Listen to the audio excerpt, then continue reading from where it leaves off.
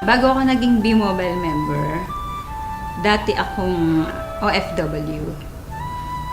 Caregiver ako sa Israel ng almost 8 years. Pero bago pa ako napunta ng Israel, pumunta rin ako sa ibang bansa, sa ibang lugar. So nagtrabaho ako sa Korea, nagtrabaho ako sa Saudi.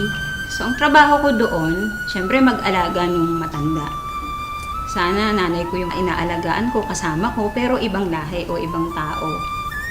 Nung mga panahon na meron akong inalagaan na matanda na nagkakalat siya ng dumi, naiihi siya sa panty niya, minsan pag pinapakain mo siya, pahirapan, yung mumurahin ka pa niya. Dahil akala niya pinipilit mo talaga siyang kumain. Pero syempre, bilang caregiver, kailangang ibigay mo sa kanya yon. So pagka minumura ko, ganun, naiiyak na lang ako kasi hindi mo naman siya pwedeng patulan. Caregiver ka nga eh. So, naiisip ko yung parents ko. Kasi dapat ako yung kasama nila sa bahay, pero matagal akong wala. Lagi akong nasa abroad.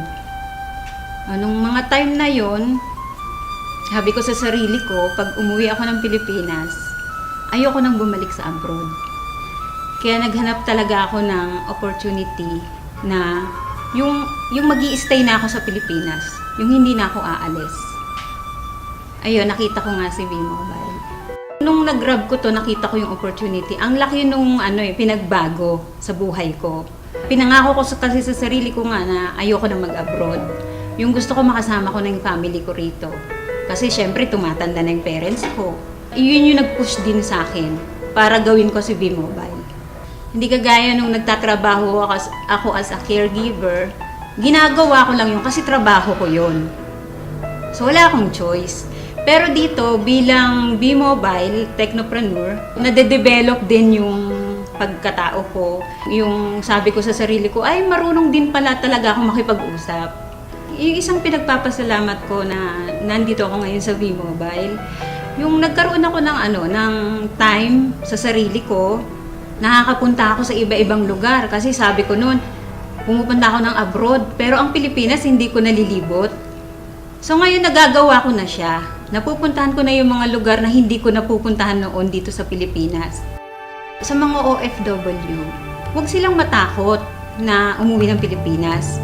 Kasi noon nalulumo ako sa tuwing sasabihin nila sa akin na, di bali nang mamatay dito sa abroad kahit may gera. Ayaw namin umuwi kasi nandiyan kami sa Pilipinas. Ganun na ba talaga kahirap yung Pilipinas para ganun ang sabihin nila? Tapos yung kahit na malayo sila sa mga anak nila, sa pamilya nila, basta ang mindset nila, ang nasa isip nila, sa abroad lang nila mararanasan na magkaroon ng pera, na maibigay sa pamilya yung pangarap na gusto nila. Hindi ka palaging malakas. Hindi ka palaging may trabaho dyan. Darating ang panahon, uuwi ka rin ng Pilipinas. So ang sabi ko, kung gagawin nyo si B-Mobile, pag uwi nyo ng Pilipinas, meron na kayong ipon, meron na rin kayong gagawin. Sabi ng kuya ko sa akin, nung niyayaya ko siya, sabi niya sa akin, wag mo na nga akong isali sa ganyang kalokohan, sabi niya. Sabi ko, hindi naman kalokohan si B-Mobile, kasi negosyo nga yan eh. Pinapakita ko nga sa'yo na dito, maliit lang yung capital, tapos may malaking potential income, sabi ko sa kanya. So sabi niya sa akin, baka mamaya magpasali ka dyan ng mga tao, yun pala, scam yan. Sabi niya, di madadamay pa kami niyan. Pati ko niyayaya mo, madadamay din ako, sabi niya. So, syempre na-hurt ako kasi hindi ibang tao yung nagsabi sa akin eh. Kumbaga, kapatid ko siya eh. Anong time na yon, sabi ko sa kanya, sabi ko sa sarili ko, hindi ako titigil sa B-Mobile. Hindi ako titigil hanggat hindi ka naniniwala sa akin, hanggat hindi ka sumasali sa akin, at hanggat di ko napapatunayan sa'yo na totoo si B-Mobile. So good news, kasali na siya sa B-Mobile. Huwag kang titigil kung ano yung naumpisahan mo. Kasi gusto mo bang bumalik uli sa abroad? Gusto mo ba uling magtrabaho sa abroad? Bumalik sa dati. Yung lagi kong tinatandaan. Kasi nga 'di ba sabi ko sa'yo, natatakot ako na bumalik uli sa abroad.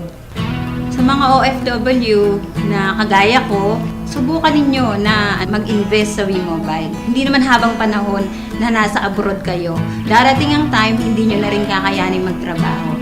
Sana lang, huwag pagiging OFW ang ipamana ninyo sa anak ninyo. Ang ipamana nyo sa kanila yung makapag-aral sila at pagkatapos nun, magnegosyo sila. So ito na yung chance ninyo.